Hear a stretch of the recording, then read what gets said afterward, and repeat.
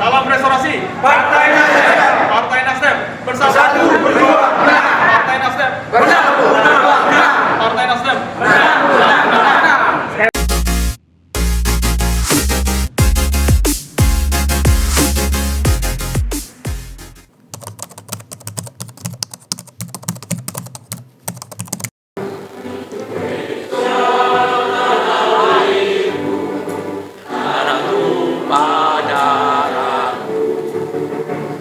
Sanalah aku berdiri jadi pandu ibu.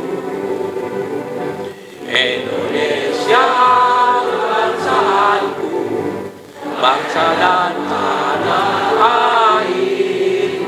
Marilah kita berseru, Indonesia bersatu.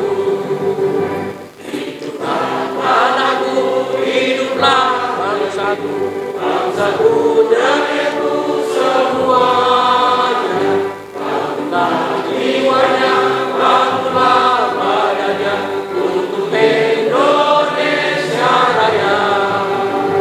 Indonesia Raya, merdeka, merdeka, tanahku, negeriku yang ku cinta. Indonesia Raya, merdeka, merdeka, hiduplah Indonesia.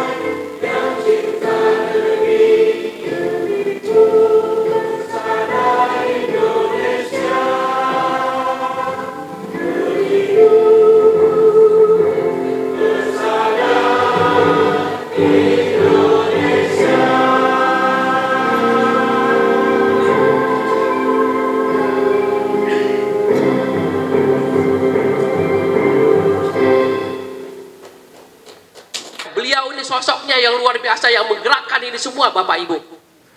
Bapak Ibu, pada malam hari ini juga, karena beliau sekarang memangku jabatan Ketua Nasdem Bekasi.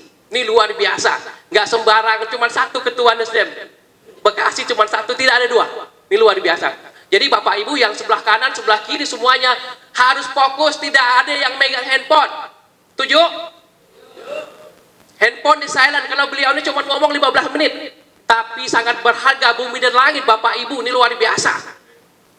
Kita panggilkan anak muda, Ketua Nasdem Bekasi, Saudara Adinda Aji Saban, Ketua Bekasi Aji Semana. Tepuk tangan semua, Bapak Ibu, tepuk tangan dulu. Silakan berdiri dulu, berdiri dulu, berdiri semua, berdiri semua, berdiri semua, menyambut beliau. Silakan Kak Aji. Oke, Silakan. Bismillahirrahmanirrahim. Assalamualaikum warahmatullahi wabarakatuh. Oke, sebelum kita sambutan, kita lihat dulu liputan sekilas. Ya, oh ya, silakan masuk, duduk. Ya, aduh. Silakan isi yang depan.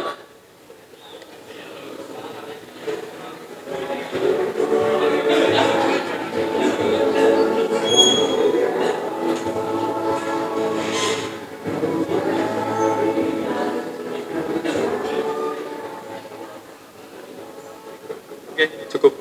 Bismillahirrahmanirrahim. Assalamualaikum warahmatullahi wabarakatuh. Salam sejahtera buat kita semua. Alhamdulillahirrabbilalamin. Wassalatu wassalamu ala asrafil anbiya'i wa mursalin wa ala alihi wa ashabin amma badu. Alhamdulillah wa syukurillahu la ilaha illallah Muhammad Rasulullah SAW.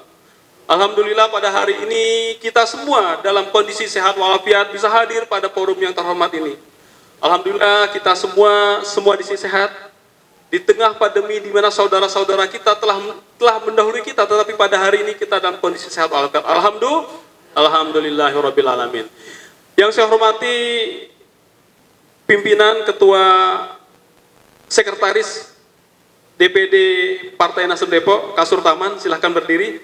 Kebetulan beliau ini adalah praktisi usaha. Beliau pemilik rumah sakit dan saya undang jauh-jauh dari Depok hanya untuk bercerita, berbagi pengalaman ke kakak-kakak semua yang ada di sini. Terima kasih Kasur Taman. Kebetulan beliau sibuk tetapi masih meluangkan waktunya. Dan insya Allah kita doakan juga beliau, insya Allah kalau Allah mempermudah jalannya, akan maju di DPR RI. Jadi praktisi usaha punya rumah sakit maju DPR RI. Kita doakan. Dan hari ini saya juga dinampingin pengurus DPD Partai Nasdem, dari Bahu juga ada, dari DPC ada, terus ada dari DPD Kak Haruna Rasid, kebetulan beliau di DPD. Dan yang saya banggakan, dan juga dari Depok juga nih, Kak Happy, terima kasih praktisi usaha telah berkenan hadir juga dari Depok. Jadi dari Depok ada berapa yang datang ya? Kakak Happy sama istri ya. Alhamdulillah. Dan juga ini ada Kak Sidarta juga, teman saya di praktisi usaha.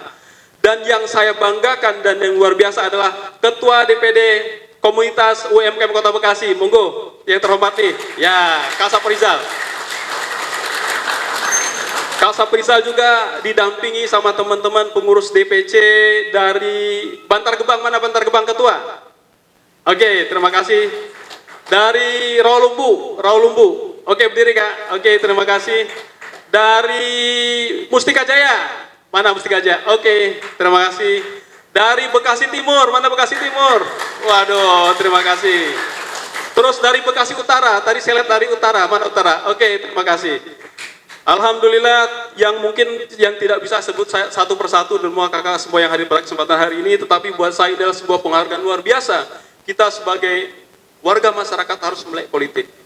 Melek politik kita tidak hanya berbicara politik, tetapi berbicara pada sektor usaha. Tentu hari ini kita berbicara tentang UMKM. Pondasi ekonomi nasional adalah UMKM. Ketika krisis ekonomi 97 dan pandemi Covid, UMKM lah yang pertama bangkit. Korporasi runtuh total, tetapi UMKM bisa bangkit. Penyumbang PDB, produk domestik bruto, itu hampir 90%, dan juga pencipta lapangan kerja dari UMKM. Berarti UMKM adalah fondasi ekonomi yang harus terus kita jaga.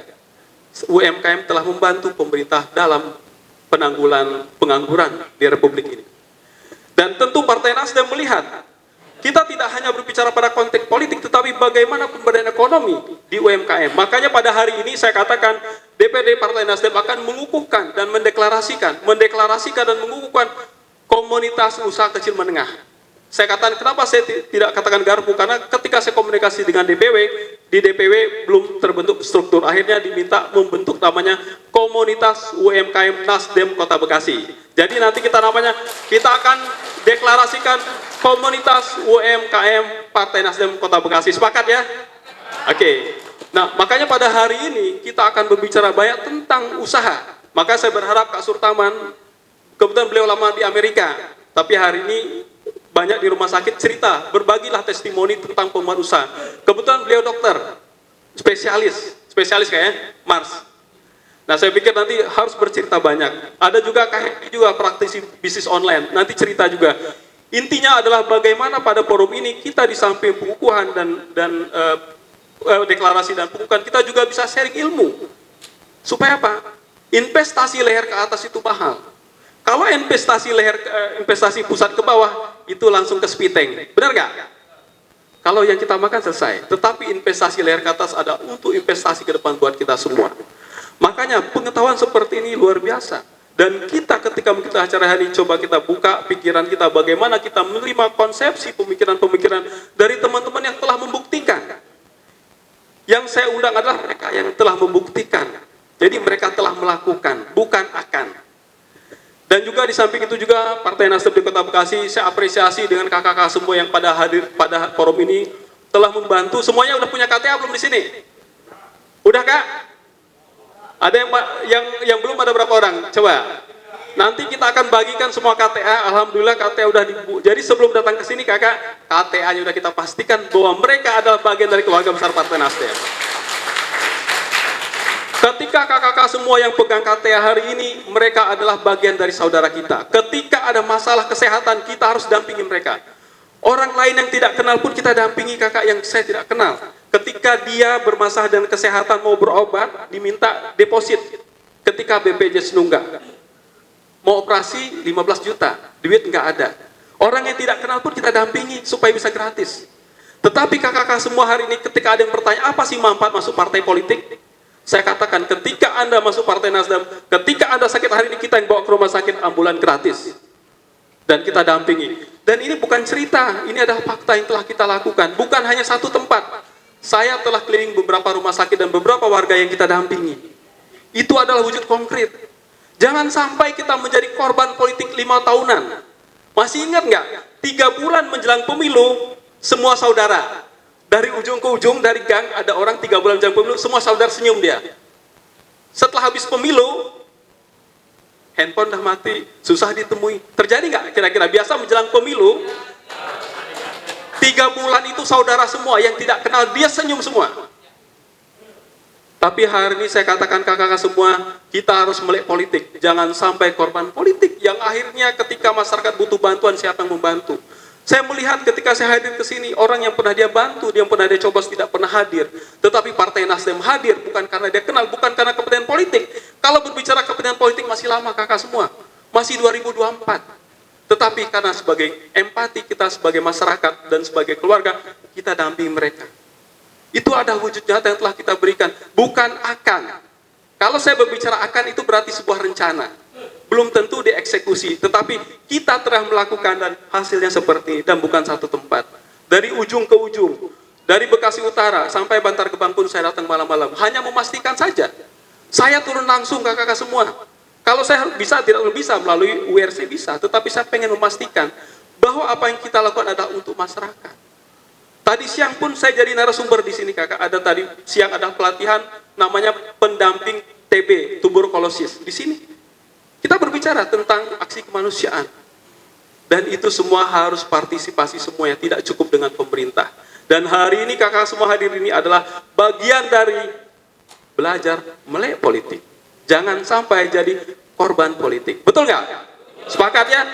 Oke, sebelum saya akhiri, kita akan yel sedikit. Kalau saya katakan salam restorasi, Partai Nasdem. Oke ya, kita mulai ya supaya kita biasa budayakan. Salam restorasi, Partai Nasdem. Salam restorasi, Partai Nasdem. Partai Nasdem bersatu berjuang menang. Partai Nasdem bersatu berjuang menang. Partai Nasdem menang, menang, menang. Alhamdulillah. Tepuk tangan buat semuanya. Nah, kalau udah tepuk tangan, kita sehat. Kenapa? Kita sebagai kader Partai Nasdem harus tetap semangat, harus berpikir positif biar sehat. Biasanya kalau orang berpikirnya banyak negatif, biasanya banyak penyakit. Jadi yang di ruangan ini harus berpikir positif, membangun nilai-nilai positif. Insya Allah kita semua akan sehat selalu. Demikian dari saya yang bisa saya sampaikan. Semoga kita semua pada hari ini bisa menyimak, bisa mengikuti apa yang disampaikan, dan semua menjadi pemahaman kita semua karena kita dalam proses belajar. Demikian dari saya. Wassalamualaikum warahmatullahi wabarakatuh. Kita panggilkan, akan dipandu oleh Kak Sigit. Bapak Ibu siap-siap karena Kak Sigit akan memandu kita semua yang akan dipanggilkan ke depan. Dari situ biar kita akan berbicara masalah bagaimana nyari uang. Oke? Nah, siap. Silakan Kak Sigit. Oh ya, siap.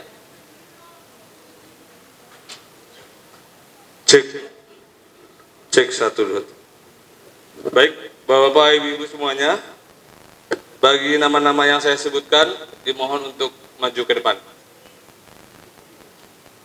Keputusan Dewan Pimpinan Daerah Partai Nasdem DPD Kota Bekasi nomor sekian 2022 tentang pengesahan susunan pengurus Komunitas UMKM Nasdem Kota Bekasi periode 2022-2024. Menimbang dan seterusnya, mengingat dan seterusnya, memutuskan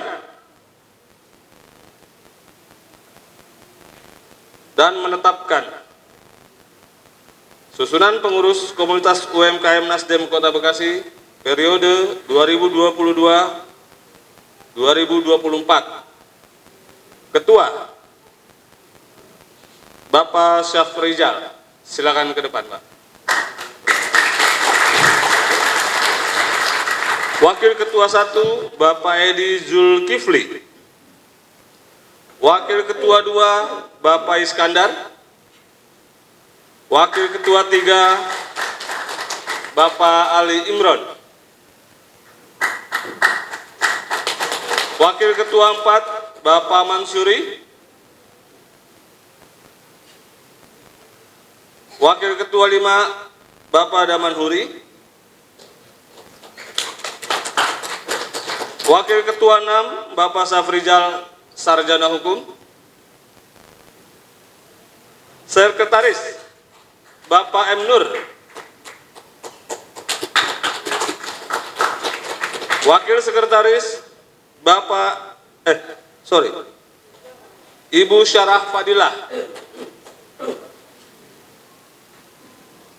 Bendahara Bapak Rinaldi.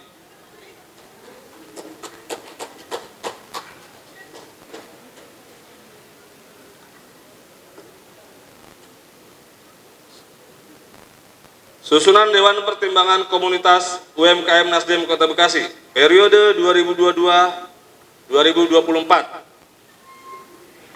Ketua Bapak Haji Jupri. Wakil Ketua Bapak Resal Rahman. Silakan maju ke depan, Pak.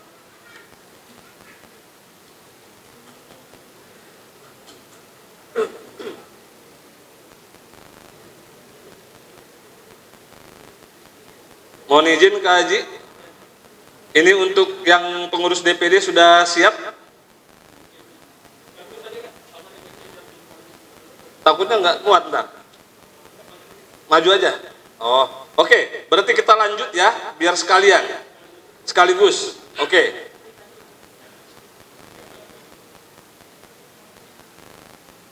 Susunan pengurus Komunitas UMKM Nasdem Dewan Pimpinan Cabang Bekasi Timur.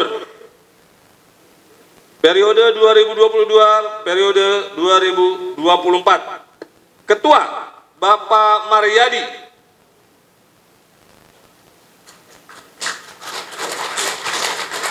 Wakil Ketua 1 Bapak Muzri Naldi.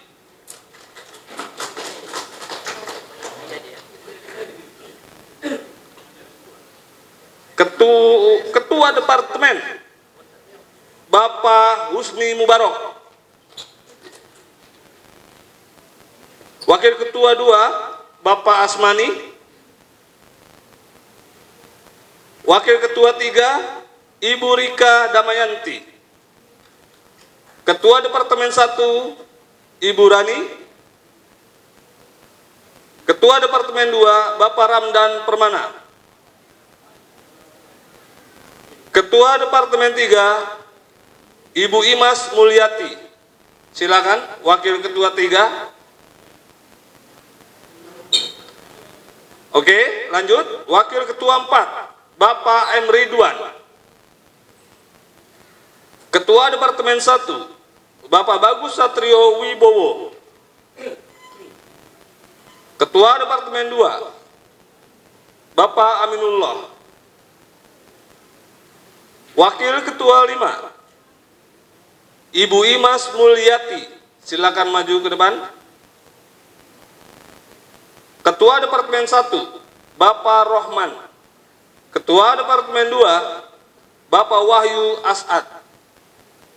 Ketua Departemen 3 Bapak Fajar. Sekretaris Bapak Arif Firmansyah. Wakil Sekretaris Bapak Gustanto. Bendahara Bapak Ovi Iselvia. Ibu, maaf. Wakil Bendahara Ibu Isnia. Dewan Pertimbangan Komunitas UMKM Nasdem Kota Bekasi. Maksudnya Bekasi Timur. Ketua Bapak Mansuri. Silakan maju ke depan, Pak. Berikutnya, pengurus Komunitas UMKM Nasdem DPC Rawalumbu. Ketua Bapak Suherman. Silakan maju, Bapak Ketua. Wakil Ketua 1 Pak Kosim Mansur. Ketua Departemen Bapak Andi Suherman. Wakil Ketua 2 Ibu Natalia Putri Hasintuti. Wakil Ketua 3 Ibu Bapak Supratno. Ketua Departemen 1 Bapak Suhendra. Ketua Departemen 2 Bapak Kasmat. Ketua Departemen 3 Bapak Dalhari. Ketua Departemen 4 Bapak Raswid. Wakil Ketua 4 Bapak Kusnadi. Ketua Departemen 1 Bapak Novizar Rahman. Ketua Departemen 2 Bapak Suwarno. Sekretaris Bapak Supriyadi. Silakan maju, Pak. Wakil Sekretaris Bapak Sanuri. Bendahara Ibu Sri Lestari. Wakil Bendahara Ibu Rosinta. Oke, berikutnya pengurus Komunitas UMKM DPC Cabang Mustika Jaya. Siap-siap pengurus Mustika Jaya. Ketua Bapak Syafrizal Fajar. Wakil Ketua 1 Bapak Syafriyadi. Sekretaris Bapak Heri. Bendahara Ibu Indra Yaini. Bapak ya? Oh ya, maaf. Berikutnya, susunan pengurus komunitas UMKM Nasdem DPC Cabang Bantar Gebang. Ini terakhir ya. Ketua Bapak Abdul Somad. Silakan, Pak. Wakil Ketua 1, Bapak Anwar. Wakil Ketua 2, Bapak Mardison.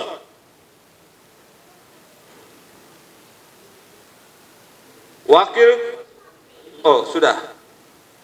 Sekretaris, Bapak Koim. Wakil Sekretaris, Bapak Adi Suryanto. Silakan. Bendahara, Bapak Vicky. Bendahara Bapak Vicky, silakan. Ada Bapak Vicky?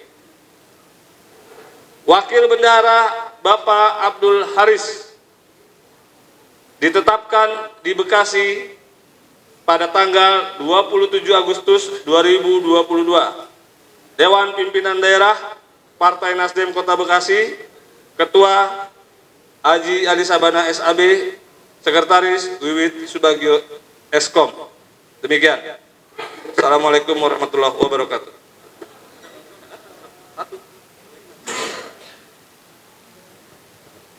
Oke, Kasaprita mohon di depan sini.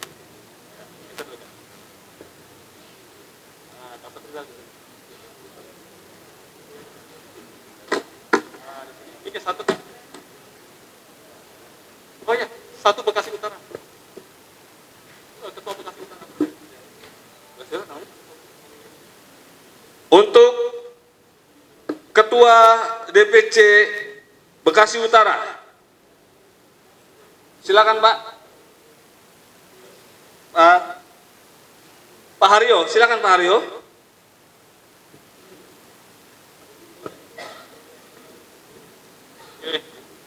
Sebelum saya mulai, nanti kita akan. Apakah saudara siap dilantik untuk menjadi pengurus DPD dan DPJ? Siap. Alhamdulillah. Sesuai dengan kewenangan yang ada pada saya, hari ini secara resmi saya mengukuhkan saudara-saudara sebagai pengurus DPD, DPC, UMKM Partai Nasdem Kota Bekasi. Maka ikuti kata-kata saya. Dengan penuh kesadaran, Dengan penuh kesadaran dan tanggung jawab, kami pengurus komunitas UMKM Partai Nasdem Kota Bekasi dengan ini berikrar bahwa kami pengurus UMKM Partai Nasdem Kota Bekasi akan menjalankan segala perintah dan amanah dari Partai Nasdem Kota Bekasi. Dua, bahwa kami akan selalu menjaga nama baik Partai Nasdem. Tiga, bahwa apa yang kami kerjakan adalah demi kemajuan Partai Nasdem, kemajuan umat bangsa dan negara Republik Indonesia. Akhirnya, sesuai dengan janji yang telah saudara-saudara ikrarkan,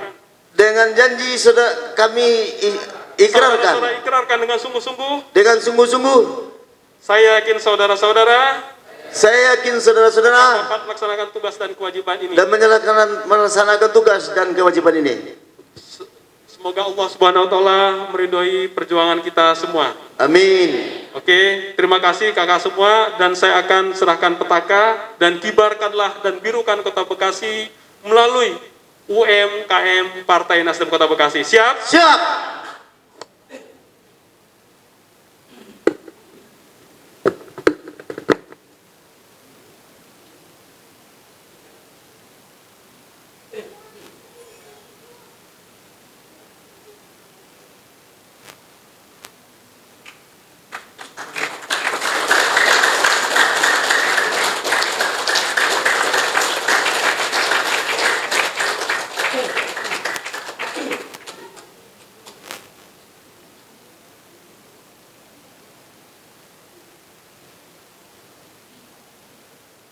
Bagikan sharing-sharing terkait dengan pengalaman beliau dalam membangun usaha.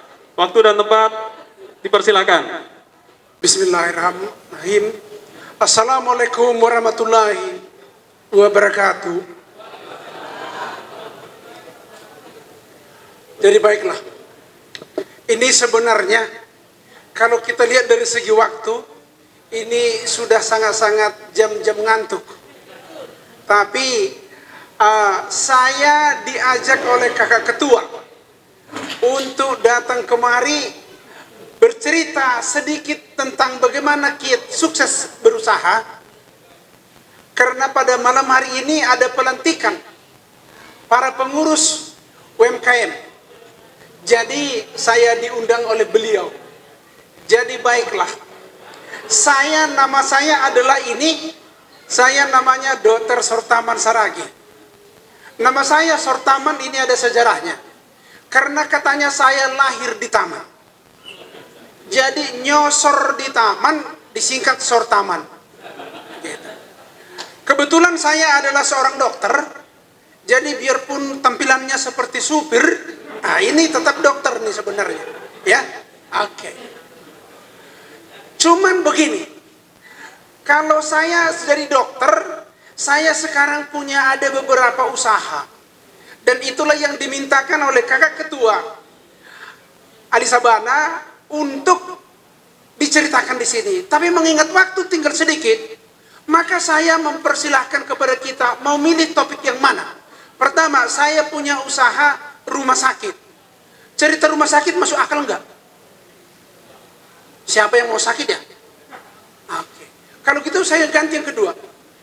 Saya juga punya usaha sekarang ada 10 buah klinik. Cerita klinik cocok enggak? Atau saya ganti lagi. Saya juga mendirikan universitas. Cerita universitas cocok enggak? Enggak cocok ya.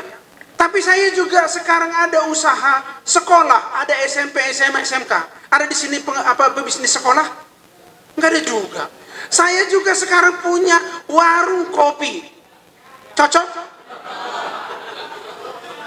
Saya juga ada usaha online. Cocok? Oke. Kalau begitu saya akan menceritakan dua bisnis saya yang terakhir tadi, yaitu adalah warung kopi. Tapi biar agak keren disebut namanya kafe, gitu, ya. Tapi tidak ada joget-jogetnya. Kemudian yang kedua adalah bisnis online. Bagaimana cara membuat bisnis online? Jadi itu luar biasa. Pendapatan dari bisnis online itu sekarang saya bisa mengantongi bersihnya itu paling tidak 50 juta satu bulan, ya, gitu loh. Kalau dari warung kopinya, ya hampir-hampir seperti itu 40 juta satu bulan. Oke. Tapi baiklah, itu dulu perkenalan dari saya. Tapi sebelum kita mulai masuk ke sana, saya sering melihat begini loh. Kenapa ada orang ya buka bisnis A, maju. Buka bisnis B, oke. Buka C, maju semua. Tapi ada juga orang buka bisnis A, bangkrut. Buka bisnis B, bangkrut. Akhirnya tutup. Akhirnya utang tak terbayar, lari malam. Ada juga seperti itu. Apa bedanya ya? Apa penyebabnya itu ya?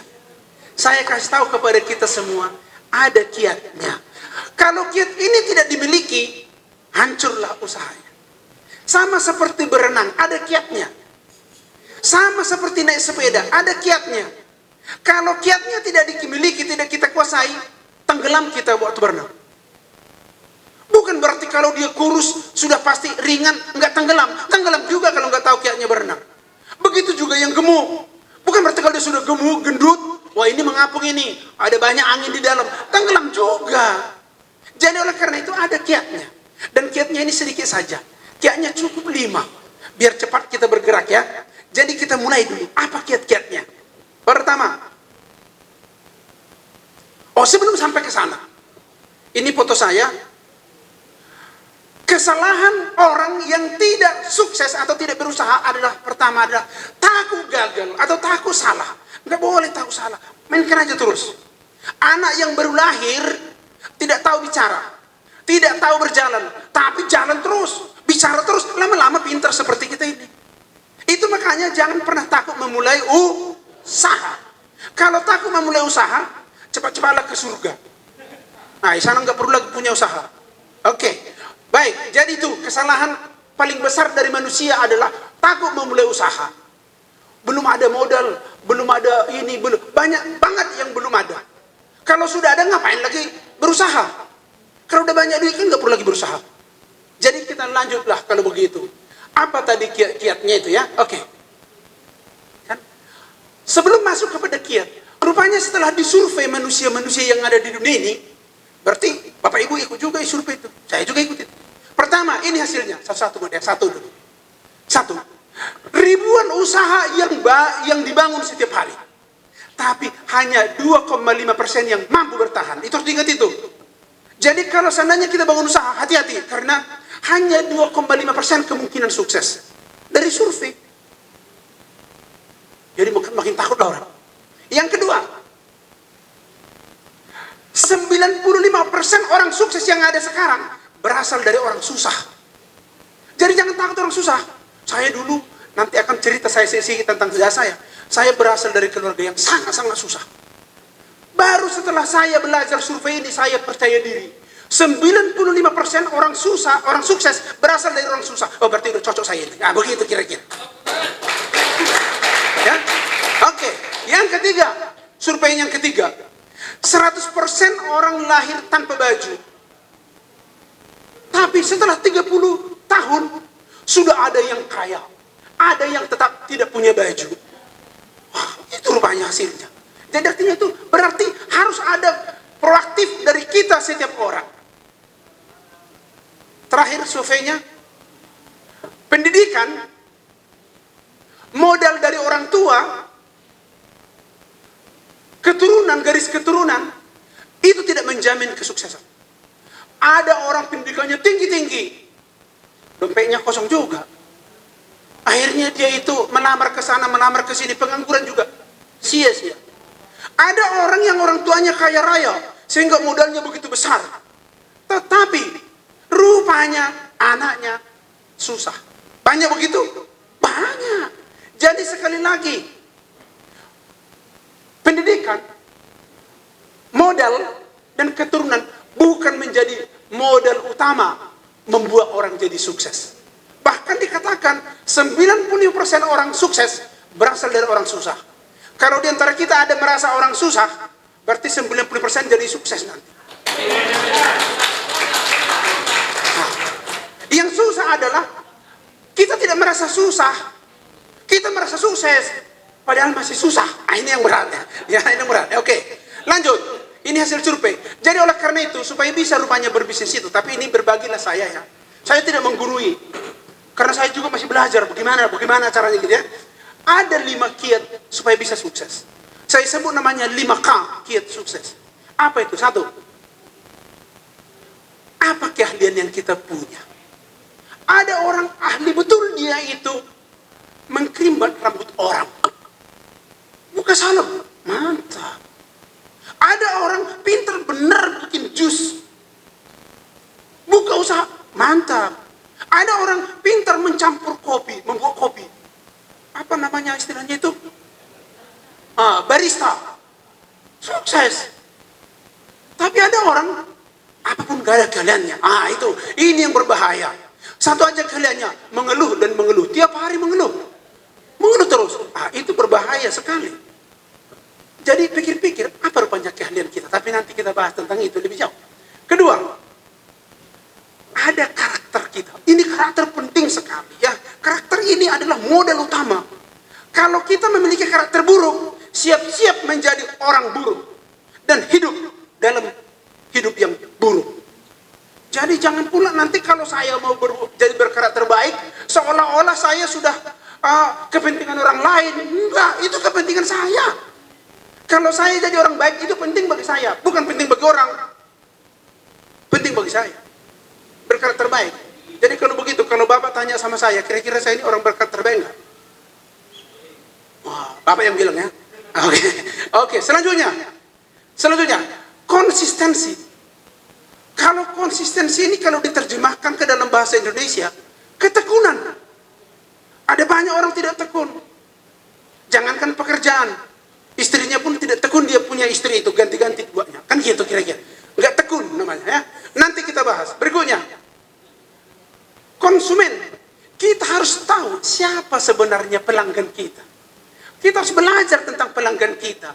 Karena kita akan laku barang jualan kita kalau yang kita sediakan itu sesuai dengan kebutuhan konsumen, jangan sesuai dengan apa yang ada sama kita.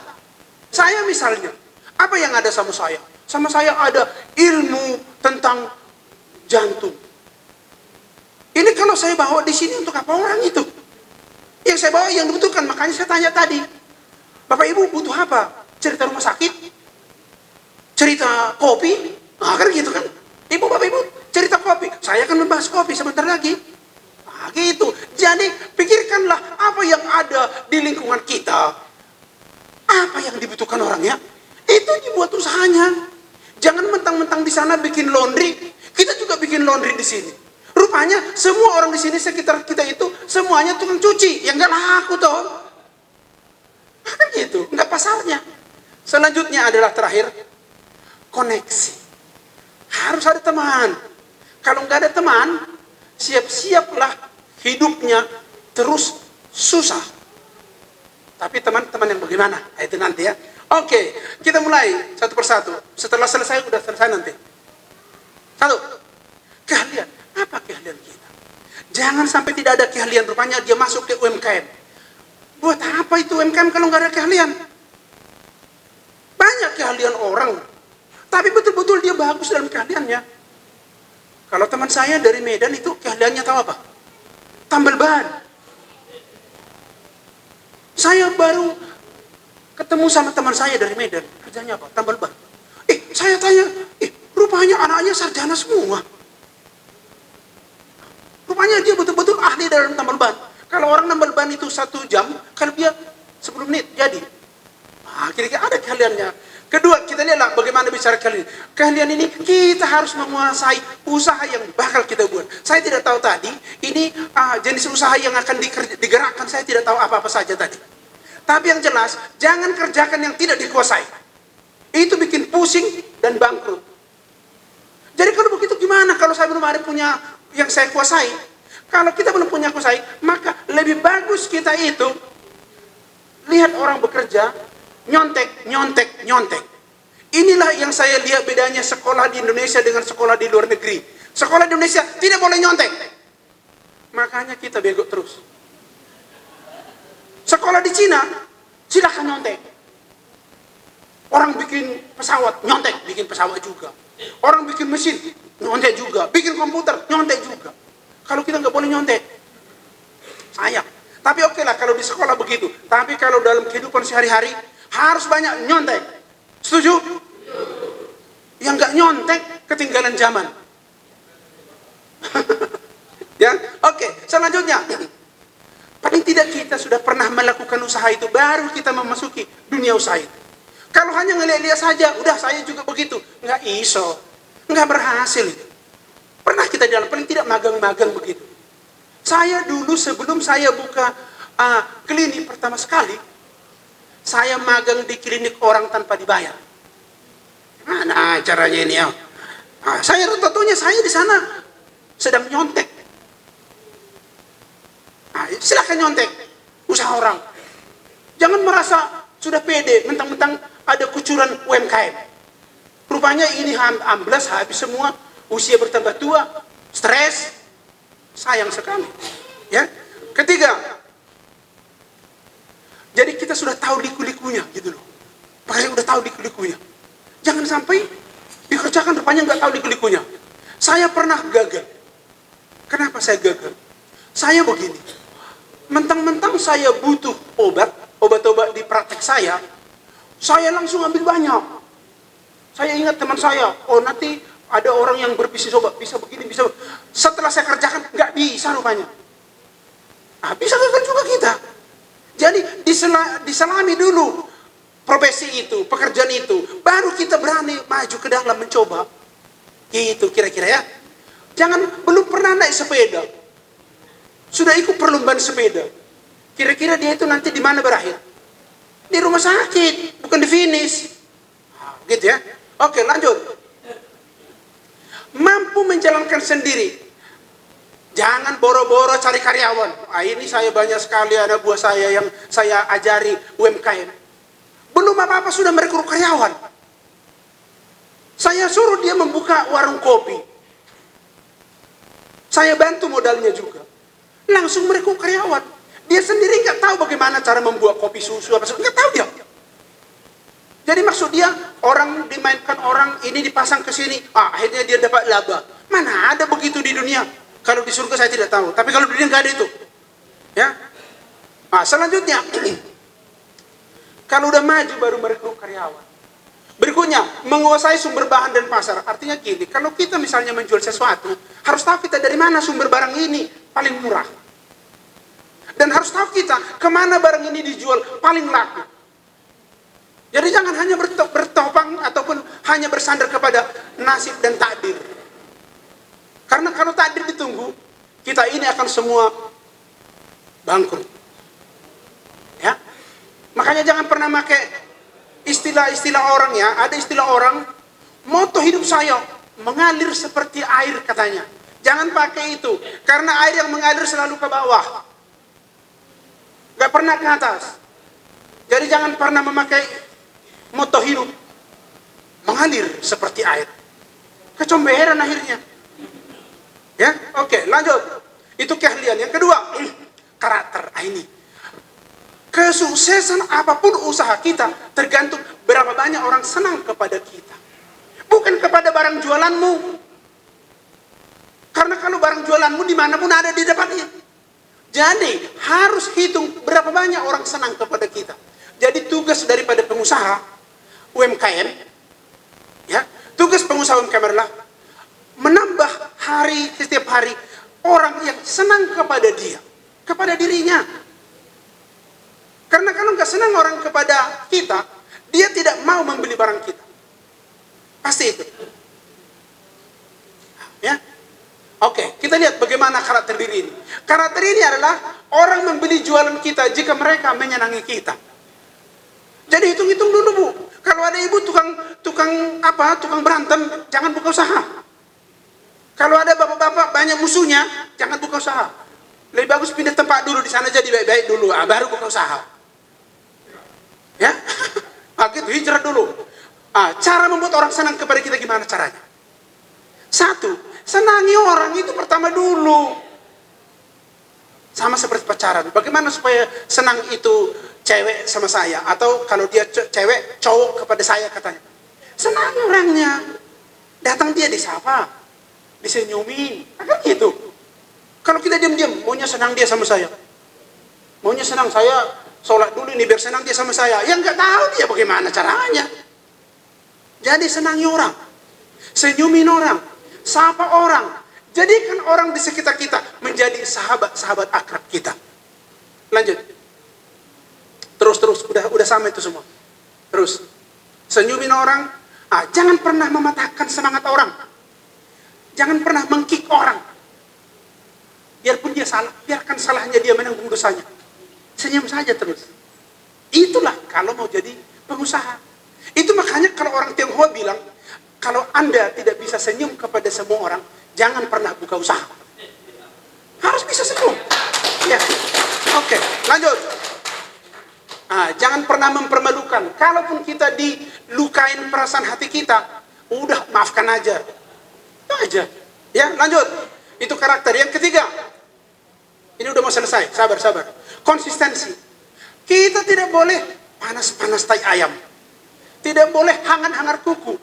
Waktu awal-awal buka warung, jam 7 sudah buka. Hari kedua, udah jam 8. Hari ketiga minggu depan, jam 9. Terakhir jam 12 dibuka. Loh, kenapa dibuka jam 12? Ya, soalnya ini hari Jumat. Loh, hari Jumat kenapa lama? Ya kan kemarin kan malam sunnah gitu. Itu ya yang jadi dong. Lanjut. Berusaha itu, berbisnis itu seperti naik sepeda. Awalnya menyakitkan dan membuat kita luka-luka, tetapi pada akhirnya asik dan menyenangkan. Ya gitu. Ada memang sakitnya di awal, tapi di akhir enak. Kalau saya sekarang, saya rasa sudah enak lah saya sekarang ya. Kenapa? Karena sudah berjalan sendiri dia. Gitu. Kalau dulu, masih benting setir ke sana kemari, gitu. Sekarang udah gak enakan ya. Lanjut. Kita harus konsisten jam buka kalau buka usaha. Dan kemudian kedua, lanjut. Bahannya juga jangan sampai kosong. Kita buka misalnya warung nasi. Waktu ditanya orang, saya ada nggak di sini nasi goreng gitu? Nggak ada. Nasi putih udah nggak ada, habis. Ya orang nggak datang lagi dong. Nah gitu ya. Lanjut. Selalu ceria melayani konsumen, apapun yang terjadi. Saya dulu cerita ini sedikit ya, waktu saya praktek, duit saya nggak ada. Saya mau praktek itu dulu, saya itu harus minjem duit untuk sewa tempat praktek. Tapi tidak dapat duit yang cukup, saya sewa praktek itu untuk 6 bulan. Agak geli ya, masuk praktek dokter sewanya 6 bulan. Datang yang punya rumah, loh dokter gimana? Tapi saya pura-pura percaya diri gitu ya. Kok cuma 6 bulan? Iya saya mau coba dulu Bu Haji, kebetulan saya coba dulu Bu Haji, mana tahu di sini tidak pas. Oh silakanlah. Habis itu langsung saya gas terus, melayani orang, senyum terus, buka 24 jam, ceria terus saya. Lama-lama setelah 3 bulan saya sewa 5 tahun. Karena udah ada duitnya. Yang didapat dari praktek itu. Nah, gitu kira-kira gambarannya, ya. Oke, konsisten. Habis itu konsumen. Konsumen ini harus kita pelajari siapa orang di sekitar kita yang mungkin belanja kepada kita. Jadi tidak semua artinya asal dijual A laku, asal dijual B laku, enggak. Nah, kan gitu.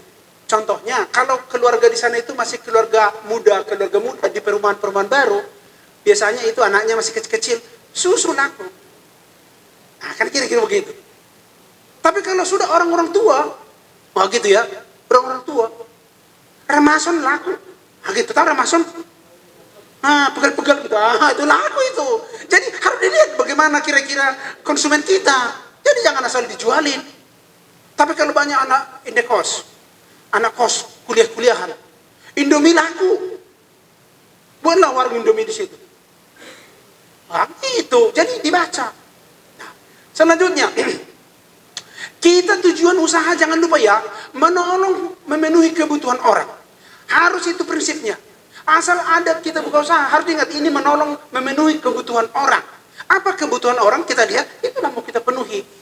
Jadi kita tidak menjual apa yang ada dalam kita miliki, tetapi kita menjual apa yang dibutuhkan oleh orang. Nah, ini lihat apa masalah di sekitar kita. Lanjut. Harus membaur dengan konsumen, berakrab-akrab dengan konsumen. Jadi yang nggak boleh sombong, kalau mau sukses nggak boleh sombong. Jadi ada pula orang merasa kalau tidak sombong tidak mantap begitu. Nggak ada itu.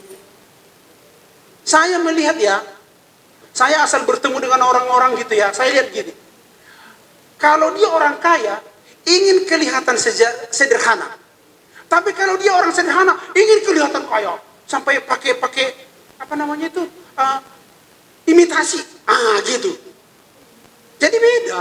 Jadi kalau kita santai-santai aja, itu kita yakin, ini pasti ada, tidak sembarangan orang, kira-kira begitu. Jadi nggak perlu seperti di make up supaya kelihatan gitu. Ya, oke, lanjut. Juallah apa yang sulit didapat orang. Tapi dibutuhkan, itu udah dijual. Dulu ada kakak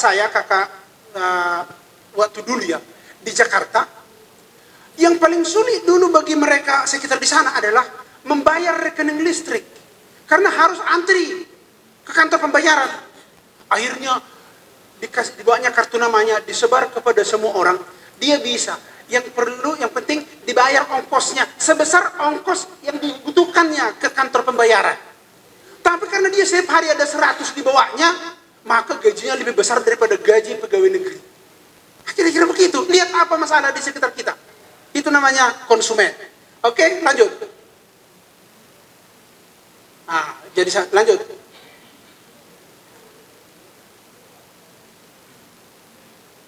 Itulah kira-kira yang harus kita pahami dari konsumen. Apa yang dibutuhkannya. Terakhir. Ini udah terakhir ini. Terakhir adalah koneksi. Koneksi ini adalah siapa sih orang yang kira-kira bisa kita pakai menjadi tempat bertanya, tempat minta tolong menyelesaikan kalau ada yang tidak bisa kita kerjakan. Coba kita lihat itu koneksi. Ah, lihat ini. Kelemahan mayoritas kita tidak ada koneksi kita. Makanya nggak pernah dapat proyek. Nah, dulu ada teman saya, tapi ini di Sumatera. Teman saya ini begini, kerjanya adalah menjahit. Apakah menjahit termasuk pekerjaan yang sudah hebat? Tidak. Tapi koneksinya kepada anggota DPR kuat. Dialah menjahitkan semua seragam dari dinas-dinas. Sekarang dia sudah kaya besar. Koneksi. Nah, kan gitu. Itu bukan kejahatan loh. Jadi koneksi. Nah, selanjutnya, itulah yang bisa menolong kita untuk hal-hal yang tidak bisa kita kerjakan sendiri. Jadi perlu ada koneksi. Saya juga waktu membangun usaha saya, izinnya kan perlu. Gimana saya bisa? Maka saya cari koneksi. Siapa di sini yang bisa membantu saya di dinas-dinas itu? Dapat dia, baru jalan. Nah, ya kan gitu kan? Sayangnya saya mencari koneksi pada saat kepepet. Nah, ini yang jadi sangat-sangat berbahaya atau sangat-sangat berat. Nah, kalau ada koneksi jauh-jauh hari, wah itu bagus. Ya, oke. Selanjutnya satu lagi nih. Ya, makanya bangunlah pertemanan dengan orang-orang penting. Jangan kalau orangnya hebat kita minder menjauh. Bertemanlah. Itu perlu bertemanlah. Apakah mereka nanti kalau saya datang nanti saya disepelein? Karena kita datang dilihatnya seperti mau merampok, baru dia takut. Kalau berteman kok enggak kok. Bertemanlah kepada semua orang. Ya, oke. Jadi begini, bicara masalah koneksi ini, sekali 5 tahun diberikan oleh pemerintah kesempatan bagi kita untuk membuat koneksi. Jadi, kalau kita mau memakai kesempatan itu, terbangun koneksi kita, besar manfaatnya bagi kita. Saya kasih contoh. Nanti ada pemilu. Suka tidak suka kita dengan pemilu, pemilu pasti terjadi. Memilih atau tidak memilih, pasti ada yang terpilih. Permasalahannya adalah, apakah yang terpilih itu teman kita atau tidak? Seringkali kita memilih orang yang tidak kita kenal. Tinggalkan era itu. Pilihlah yang bisa kita temani sampai seterusnya. Karena banyak juga pemilu ya, kita kecewa gitu ya. Wah dulu dia baik-baik. Habis itu sekarang telepon pun gak mau diangkat. Karena belum teman itu. Itu belum teman itu. Kalau teman masa sih begitu? Makanya bangun jaringan pertemanan dengan orang-orang tertentu. Supaya besok-besok kita bisa terbantu atau tertolong pada saat kita membutuhkan pertolongan dari dia. Sayang loh kalau sempat pemilu tidak ada. Ada nggak kira-kira ini? Lanjut terakhir, saya kasih tahu, saya tunjukkan. Sekali 5 tahun harus dibangun. Ada nggak DPRD Kota Bekasi ini milik kita sekarang? Yang terpilih dulu tahun 2019. Kalau nggak ada berarti sayang sekali. Bagaimana DPRD ke Jawa Barat? Ada nggak teman kita yang bisa kita hubungi dan bisa kita minta tolong? Karena kalau di sana banyak gitu. Di Depok ada teman saya punya warung nasi. Sebenarnya saya lihat warung nasinya itu adalah setengah-setengah warteg gitu ya. Tapi tidak warteg mereka. Asal ada pertemuan-pertemuan di tingkat dinas, di tingkat kecamatan, dari dia terus nasinya. Hebat juga. Jadi bangun jaringan. Jangan disia-siakan sekali 5 tahun. Saya bukan karena dari partai politik, makanya saya bilang gitu. Karena itu saya kerjakan. Ini kita bicara masalah bagaimana membuat kita sukses berusaha. Itu sekarang kuncinya. Itulah yang harus kita lakukan. Ya, jadi ada 5 tadi kiatnya ya. Kita harus ingat itu. Pertama itu tadi adalah apa keahlian keterampilan yang kita miliki. Kedua, bagaimana karakter kita, buat karakter bagus. Yang ketiga, itu kita harus tetap konsisten, jangan angot-angotan. Kemudian bagaimana konsumen kita harus baca apa yang dibutuhkan oleh konsumen. Dan terakhir adalah siapa koneksi kita. Silakan, ya. Silakan bangun koneksi kita masing-masing sehingga kita banyak peluang untuk sukses di dalam UMKM ini. Terima kasih. Itu dulu. Barangkali ada sedikit tanya jawab, saya berikan kesempatan. Kita kasih aplaus buat Kasur Taman, luar biasa. Walaupun malam tetap semangat. Oke, mungkin sebelum ini ada pertanyaan nggak kira-kira mau disampaikan? 1-2 pertanyaan, monggo silakan. Jauh-jauh dari Depok hanya untuk ketemu kakak-kakak semua yang ada di sini, luar biasa. Beliau sangat sibuk, ini hampir nggak bisa datang ke sini. Saya bilang harus datang. Ayo, ada pertanyaan nggak kira-kira? Atau mau supply ke rumah sakit? Nggak bisa, ini kan punya rumah sakit. Ayo, silakan kak, silakan. Ada?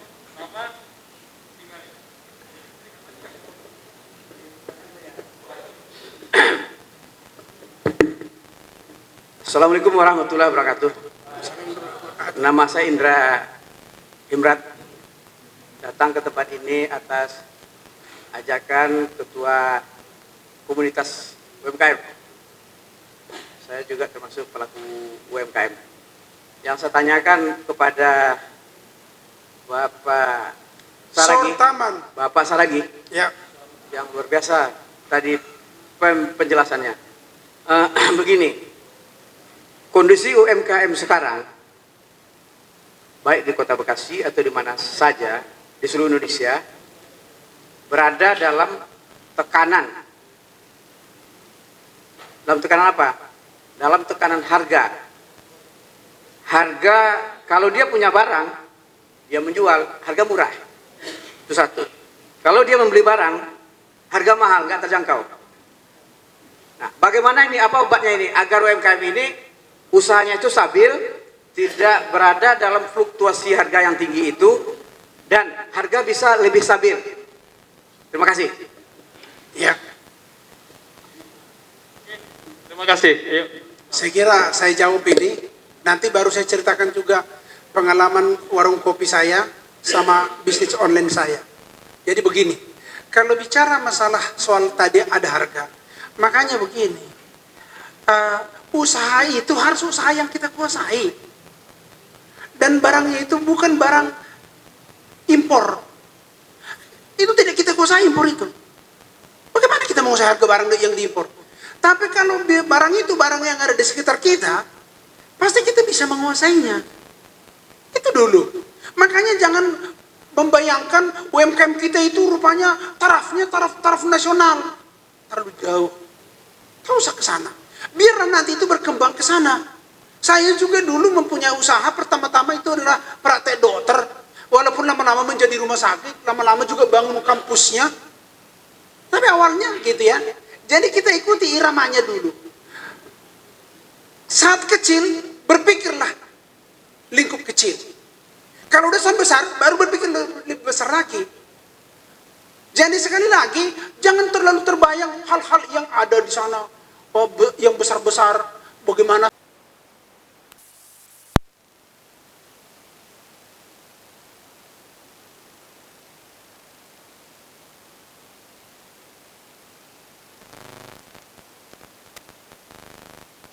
gitu ya, apa namanya tuh, barang-barangnya itu juga tidak lebih daripada 2,5 juta.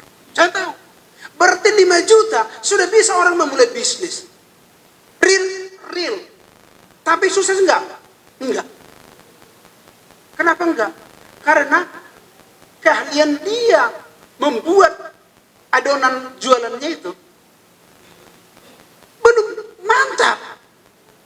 Satu. Kedua, karakter dia sebagai penjual yang selalu ceria, selalu akrab, selalu ramah, belum. Kemudian, yang dijual apa dijual? Yang dibutuhkan orang apa? Belum dilihatnya dulu apa kira-kira. Ya susah juga. Makanya kelemahan daripada pebisnis atau pemula pengusaha ini bukan duit, tapi dirinya, keahlian dan karakternya. Itu loh. Nah, itu pun kalau dibilang misalnya 5 juta untuk memulai usaha, tidak ada. Mari kita bantu melalui KUR tanpa agunan. Tapi ayo mari kita lihat berapa persen yang berhasil. Nah itu yang menjadi persoalan. Itu KUR tanpa agunan loh. Kalau nggak salah sekarang berapa? 25 apa berapa itu bisa? 25 juta bisa loh KUR sekarang tanpa agunan. Asal kita tidak kriminal ya, tidak pula ya ada catatan di kantor polisi. Kita bisa. Jadi sebenarnya sekarang kalau dibilang bicara modal uang, Itu hanya bagi orang yang menghayal itu, dibilang itu alasan. Tidak. Itu 5 juta bisa. Bisalah dimulai usaha seperti itu, misalnya entah nasi goreng. Tapi jangan lupa nasi goreng lakunya kapan? Jarangnya laku nasi goreng itu kalau siang, ya enggak? Sore-sore mulai. Di mana tempatnya ya? Kayaknya tempatnya di mana orang sudah capek datang dari kantor, tapi nggak sempat lagi nanti masak di rumah. Wah, dekat dia ke stasiun kereta api. Asap. Aromanya pun dibuat menarik, masakannya juga enak. Jadi, jangan. Saya kan rumah saya di mana tadi ada satu tuh Babelan, ya Babelan. Saya juga dulu dari Babelan. Saya dulu kepala puskesmas di Cabang Bungin. Ya. Di Cabang Bungin saya kepala puskesmas. Habis itu saya diangkat pegawai negeri. Setelah saya lihat, saya mengundurkan diri. Karena nggak cocok dengan kepribadian saya. Terbelenggu talenta saya dengan pegawai negeri itu. Sehingga saya tinggalkan. Saya juga tidak mau ambil spesialis, saya tidak spesialis. Saya memang ahli manajemen.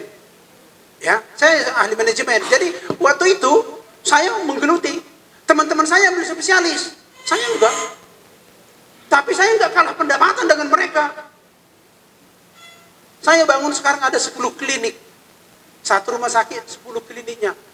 Ya, saya kira pendapatan dokter spesialis, ya satu klinik, satu spesialis. Saya pede, tapi itu harus tetap baik kepada semua orang. Kita lihat apa yang dibutuhkan di sana. Oh, kalau gitu, di satu tempat di sana ada perumahan baru gitu. Wah, kami kasihlah vitamin-vitamin. Karena banyak sekarang pasutri, tahu pasutri? Pasangan suami istri yang baru susah punya anak. Wah, kami kasih vitamin penyubur. Wah, laku keras. Begitu, dibaca apa yang dibutuhkan orang di sana. Jangan apa yang kita mau aja, yang dimaunya orang. Karena kita mau menjual kepada dia. Nah, kan begitu. Itu kira-kira gambarannya, ya. Jadi begitu tadi. 5 juta gampang lah.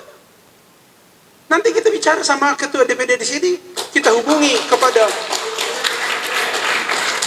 Bank BRI. Asal memang track recordnya orangnya bagus-bagus, kan gitu, dikasih tuh. Baik kepada RT kan, kepada RW, karena itu kan mendata. 25 juta sekarang bisa kok, tanpa agunan. Oke, itu kira-kira. Jelas ya Kak ya? Nah, gitu. Luar biasa, kita kasih aplaus buat Kak Surtaman. Oke, terima kasih Kak Surtaman atas materinya. Cukup? Oke, kasih aplaus sekali lagi yang meriah. Oke, jadi saya mengucapkan terima kasih banyak kepada kita. Karena memang kalau saya banyak diundang seperti ini, semakin banyak orang yang berhasil ekonominya terbangun, itu kebanggaan tersendiri bagi saya. Ya, karena saya tidak membutuhkan, enggak pula, mana dong, saya kan udah ajar-ajarin gitu, enggak lah. Enggak ada seperti itu. Jadi artinya terima kasihlah kepada semua. Dan mari kita menjadi pelaku-pelaku jiwa entrepreneur, jiwa pengusaha. Karena jiwa pengusaha itu sangat-sangat bagus sebenarnya. Pengusahalah yang tidak suka kerusuhan. Makanya kalau ada orang suka kerusuhan, itu bukan calon-calon pengusaha. Pengusaha yang gak suka bertengkar. Karena kalau bertengkar hilang pelanggan. Jadi ya bebek saja terus begitu. Pengusaha pula yang selalu suka damai. Itu enaknya gitu loh. Jadi artinya kita mulailah hal-hal seperti itu. Dan kalau ada tindak lanjut nanti daripada pertemuan kita ini, saya siap untuk datang. Ya. Gitu. Ya. Oke, jangan modal 5 juta, bisa UMKM. Terima kasih. Wassalamualaikum warahmatullahi wabarakatuh. Oke, terima kasih buat Kak Surtaman.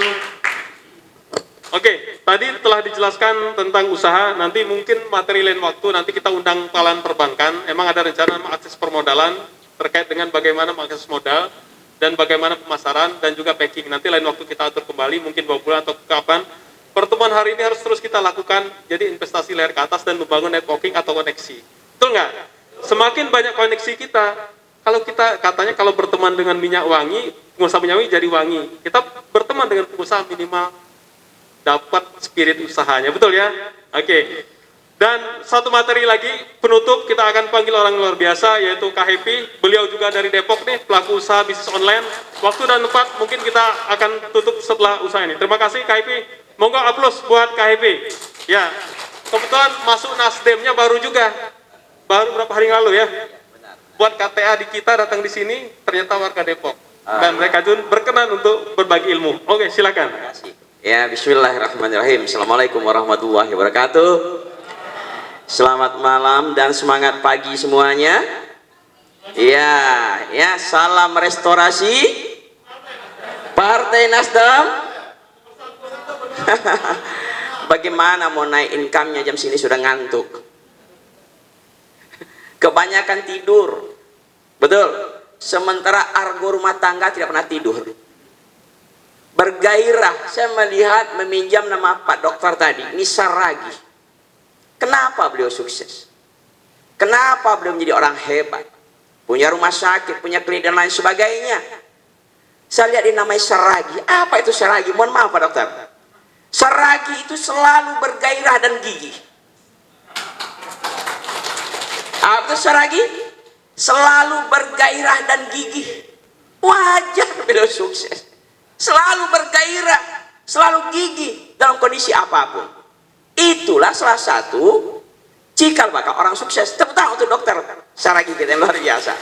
Ayo, salam restorasi Partai Nasdem.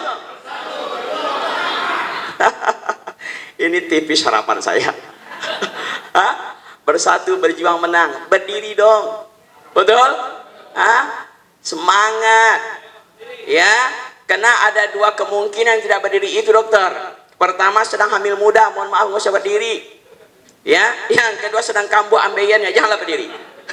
Oke, salam restorasi Partai Nasdem. Ayo Partai Nasdem. Partai Nasdem. Partai Nasdem. Kapan menang-menangnya? Kan 3 kali menang-menang. Nih kan sudah tidak konsentrasi kan? Oke, saya ulang. Partai Nasdem. Partai Nasdem. Partai Nasdem. Tepuk tangan dong. Oke, boleh saya ke atas? Boleh. Oke, biar sedikit gantengnya kelihatan. Ya, saya tinggal di Depok, terlahir dari Sumatera Barat. Sama Padang, saya merantau dalam keadaan memang tidak bawa apa-apa juga Pak Dokter. Kenapa? Kalau mau kaya itu ada 3 cara kata orang tua saya. Mau tahu kiatnya? Yang pertama, kalau mau kaya itu mudah sekali, nggak usah pusing-pusing. Yang pertama, lahir dari rahim orang kaya.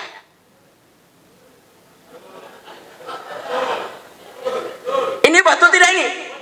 Coba, saya mau tanya dulu. Coba angkat tangan yang mau kaya, angkat tangan yang mau tambah kaya. Semuanya. Cara yang pertama untuk kaya mudah, saudaraku. Mudah sekali. Lahirlah dari rahim orang kaya. Kaya tidak kira-kira? Belum lahir aja sudah kaya dia. Belum lahir sudah kaya. Cuman persoalannya kita tidak bisa memilih rahim. Setuju? Coba tepuk tangan dulu kalau setuju. Yang semangat tepuk tangannya. Persoalannya kita tidak bisa memilih rahim. Kalau bisa memilih rahim, tentu kita akan memilih rahim. Setelah lahir kita akan masuk lagi pilih rahim. Tapi bersyukurlah, walaupun kita dilahirkan dari rahim orang tua yang sederhana, karena Allah punya rencana baik di sana. Mungkin lewat tangan dingin kita bisa mengangkat harkat martabat orang tua kita. Setuju? Cara pertama lupakan, karena sudah keluar dari rahim tersebut. Ada cara kedua kalau untuk mau kaya dan menjadi kaya raya. Mau tahu cara kedua? Mau tahu? Bisa aku jelaskan? Oke. Cara kedua untuk kaya mudah sekali. Yuk menikah dengan orang kaya.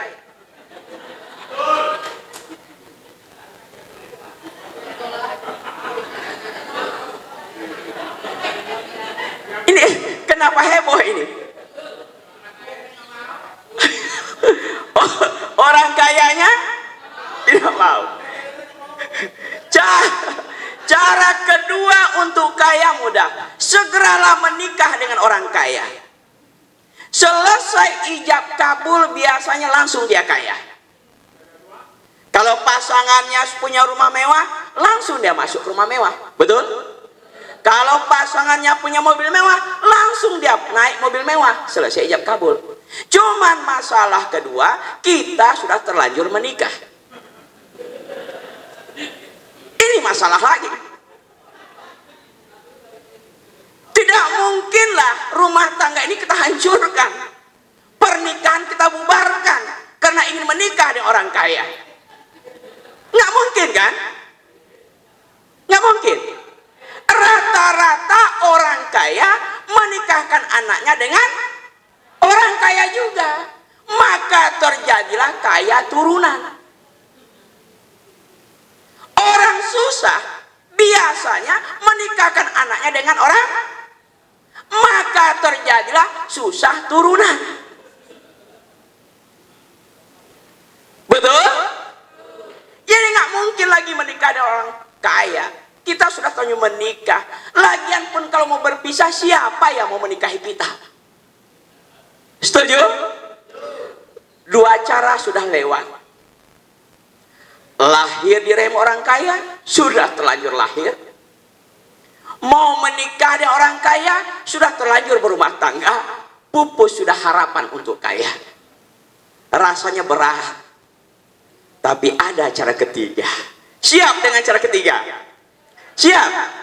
Berdoalah dulu, berdoa dulu. Mudah-mudahan terkabul cara ketiga ini. Siap?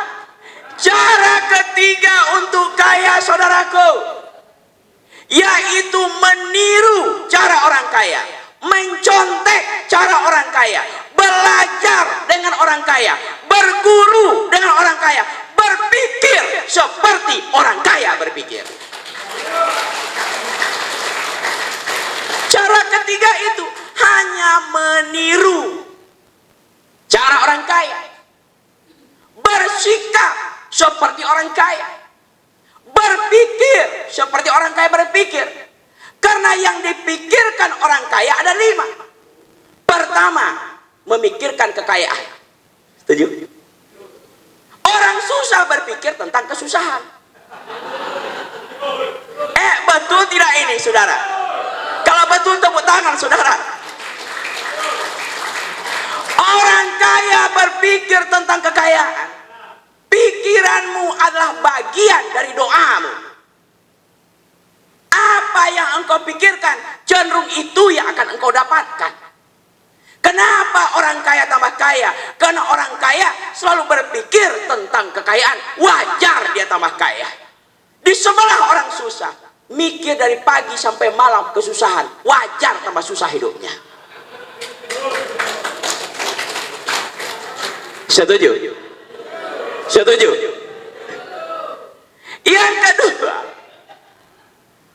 Yang kedua, kalau mau kaya, bersikap seperti orang kaya bersikap. Orang kaya itu optimis. Orang susah itu pesimis. Apa itu pesimis? Pemikiran si miskin. Lihat orang-orang miskin, pesimis aja bawaannya. Suruh buka usaha, tidak ada modal. Mengeluh terus. Betul? Ini. Makanya ada kelompok orang kaya, ada kelompok orang miskin. Kalau orang kaya berkumpul, ada namanya meeting orang-orang kaya. Ada namanya meeting orang-orang susah. Orang kaya meeting isinya orang-orang kaya semua. Kira-kira ceritanya apa? Duit, betul? kekayaan, kebahagiaan, keberhasilan, kemajuan, keindahan, ide, gagasan, solusi. Itu meeting orang kaya. Tapi ketika ada kelompok meeting orang susah, semua yang hadir orang susah semua di meeting itu, kira-kira apa materinya? Apa materinya? Ngutang di mana? Materinya penderitaan, materinya kesulitan hidup, materinya kepedihan. Betul. Dan akhirnya meeting mereka tutup dengan sebuah kalimat yang indah, yaitu kesabaran. Coba tepuk tangan kalau Anda setuju. Betul? Salam restorasi. Salam restorasi. Akhirnya mereka tutup dengan kesabaran.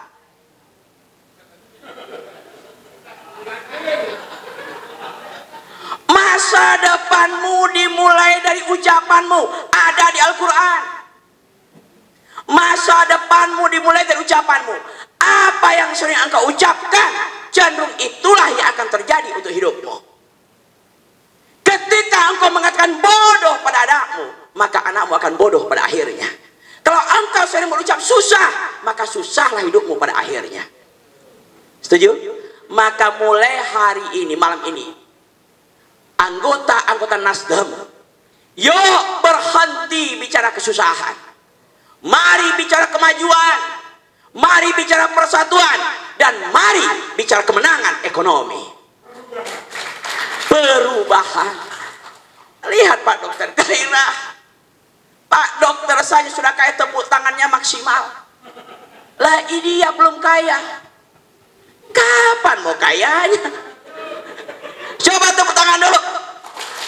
Begitu. Yang kaya aja semangat tepuk tangan, yang susah. Wajar tidak berpihak sama saudara. Belum. Kena mikir beras, Oke. Tadi dikatakan nggak ada modal, Pak. Oke, kita lihat. Allah itu maha adil, memberikan modal yang sama ke setiap manusia. Semua kita ini punya kelebihan yang berbeda, punya keahlian yang berbeda. Yang Allah berikan, itulah modal. Contoh saudara, di atas kepala namanya apa? Rambut. Pindah ke sini namanya apa? Rambut ini bukan? Rambut bukan? Rambut, cuman karena pindah ke atas mata menjadi alis. Pertanyaan saya, kenapa alis tidak subur seperti rambut di kepala?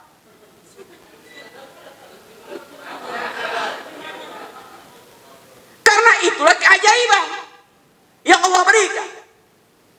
Dari alis pindah ke atas bibir, namanya apa? Rambut bukan?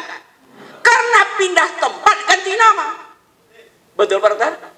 Jadi kumis. Betul. Kalau pindah ke dagu namanya apa? Jenggot. Bukankah itu keajaiban? Artinya berbahagialah kita.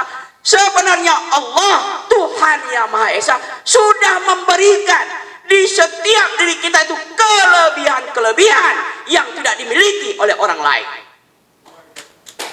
Kita ini punya kelebihan semuanya yang tidak pernah dimiliki orang lain. Cuman kenapa kelebihan itu jadi hilang? Karena setiap hari cenderung mencari kekurangan. Setiap hari yang dilihat kekurangan diri terus. Betul? Maka ketemulah kekurangan itu. Saya merantau dulu saudaraku, tidak punya bekal. Saya pernah bekerja di restoran Padang, sama kayak Pak Dokter, betul? Karena 95% orang sukses berawal dari orang tapi saya belajar. Alhamdulillah, dengan modal nol, semangat yang tinggi, punya perusahaan travel haji dan umrah. Setuju? Punya perusahaan travel. Pernah menjadi direksi dan sebagainya.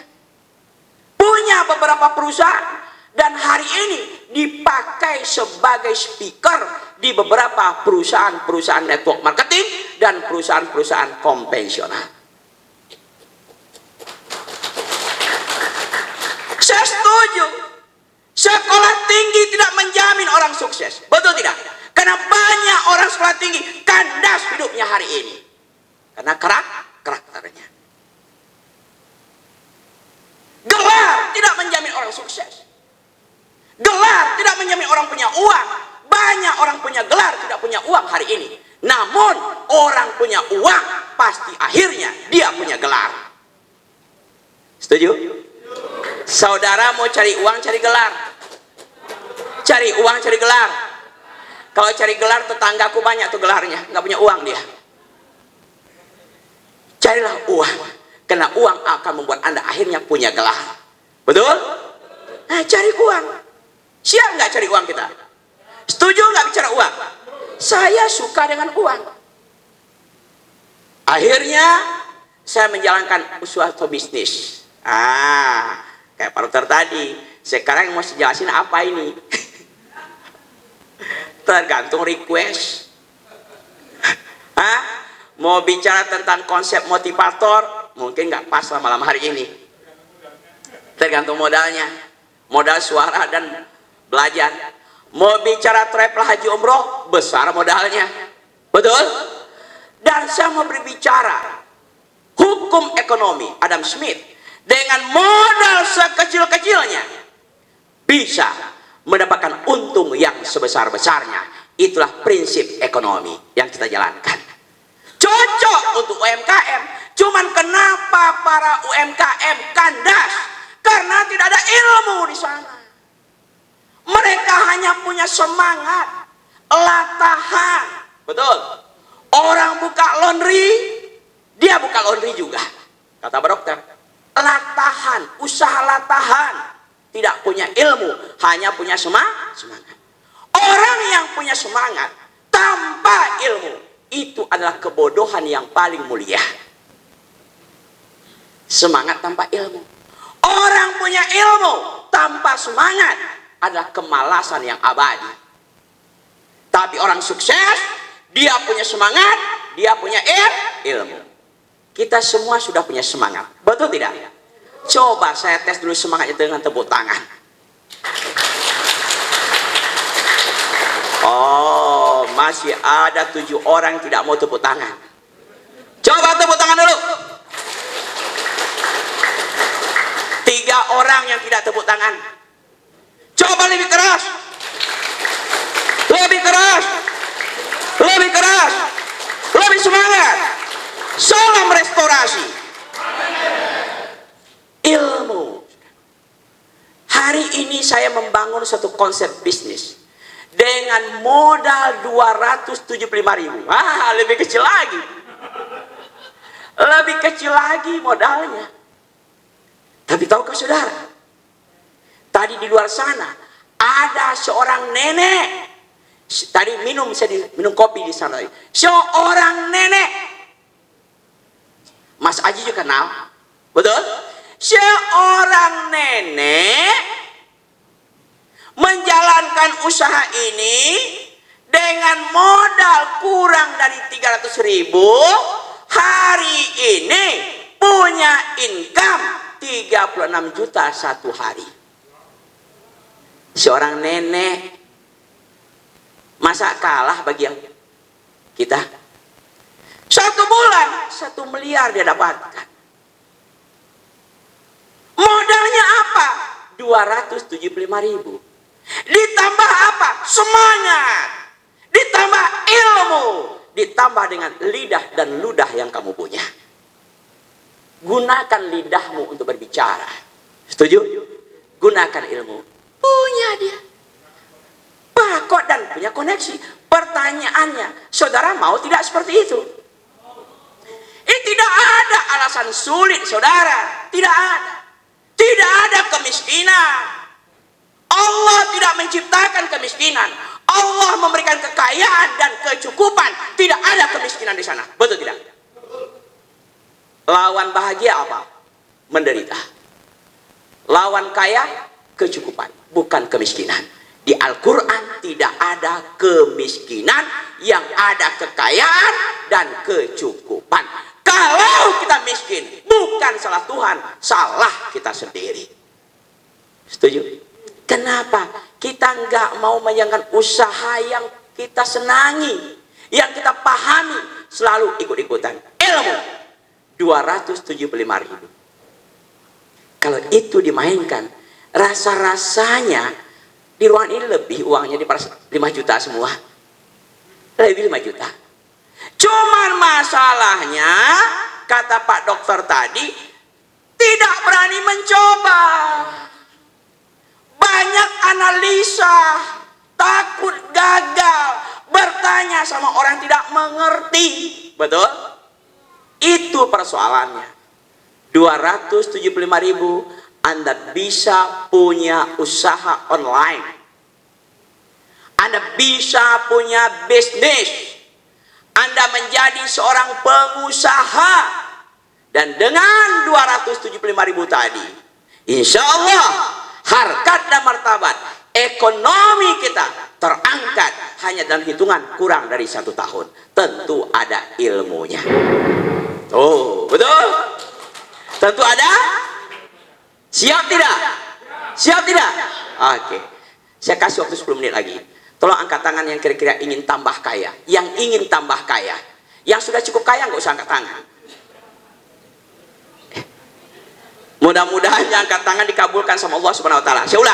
Saya ulang. Yang tidak angkat tangan, terserahmu ya Allah. Betul? Tapi yang ingin tambah kaya, tolong angkat tangan. Semuanya ini. Amin kan? Tapi silakan turunkan. Ya, kelamaan berdiri nggak bagus juga. Ya. Apa ilmunya, Pak? Tidak perlu 5 juta. Tidak perlu 1 juta. Tidak perlu 500.000. Cukup 275.000. Anda jalankan ini bisnis. Franchise-nya dibangun. Online-nya dimainkan. Hanya hitungan kurang dari 6 bulan, saudaraku. Rata-rata 5 juta per minggu itu bisa Anda dapatkan. Kalau mau menjalankan. Kalau mau mencoba. Kalau mau melakukan. Uang 275.000 disimpan. Tidak akan membuat saudara kaya. Kaya nggak ada menyimpan uang 275.000? Sampai ke mall sudah habis itu. Betul? Hanya pertama mall sudah habis 275.000. Uang 275.000 dibuang, tidak akan membuat saudara miskin. Tapi uang 275.000 dimasukkan dalam bisnis yang tepat, insya Allah merubah semua kondisi kesulitan kita hari ini. Sehingga tepuk tangannya pun bersemangat, saudaraku. Ada bukti. Mau jumpa sama nenek itu? Mau? Mau jumpa nggak sama nenek yang punya penghasilan 1 miliar sebulan? Mau? Mau? Tadi sudah datang, karena sudah lama datangnya, dia pulang duluan. Nama sudah nenek, betul? Ya udah, Pepe, aku udah ngantuk, kelamaan tamunya, ya sudah baik dulu lah. Salah saudara juga sih, diundang jam 7, datang setengah 9. Udah pulang tuh nenek, dan dia siap untuk hadir di pertemuan berikutnya. Memberikan kesaksian, dia punya income hari ini 36 juta 1 hari dalam hitungan kurang dari 6 bulan. Luar biasa. Aduh Pak, muluk banget. Itu dia. Negatif lagi. Betul? Langsung wajah orang negatif itu nggak akan sukses. Tidak ada sejarahnya orang negatif itu sukses. Mau tahu usahanya? Mau tahu usahanya? Gampang. Berapa modalnya? Berapa modalnya? Cocok tidak untuk UMKM? Cocok tidak? Ada nggak anggaran 275.000? Punya nggak uang 275? Punya tidak? Punya tidak? Ada tidak 275? Kalau ada, ayo kita bangun komunitas. Ayo kita bangun konsep. Kita bangun sistem. Hitungan 6 bulan. Kesulitan, penderitaan keluar dari rumah kita masing-masing. Hanya 6 bulan. Cuman masalahnya mau tidak melakukan. Hilangkan gengsimu. Orang gengsi tidak akan kaya. Orang kaya pasti punya gengsi. Ini kaya enggak gengsi digede-gedein. Betul. Selalu membohongi diri. Menang di gaya, kalah di nasib. Itu dia. Singkirkan gengsi itu. Orang gengsi tidak akan sukses. Orang sukses punya gengsi. Orang gengsi tidak akan kaya. Orang kaya pasti hidupnya penuh dengan gengsi. Ayo. Silakanlah ketua UMK tepuk tangan lah. Saya mau tepuk tangan saya tadi. Kalau begitu ceritanya, saya mau tanya. 275.000. Uang besar, uang kecil. Suaranya mana? 275.000. Uang besar, uang kecil. Uang besar, uang kecil. Yang mengatakan uang 275.000. Uang kecil, angkat tangan. Uang kecil? Itulah saudaraku. Kalau itu uang kecil, buka dompetmu. Buka dompetmu. Kasihkan sama ketua. Mas Haji, ini uang 275. Saya mau ikut franchise itu. Tolong ajarkan saya. Bantu saya. Bangunkan konsep buat saya. Berkomitmen 6 bulan. Insya Allah semua masalah terselesaikan lewat 275.000.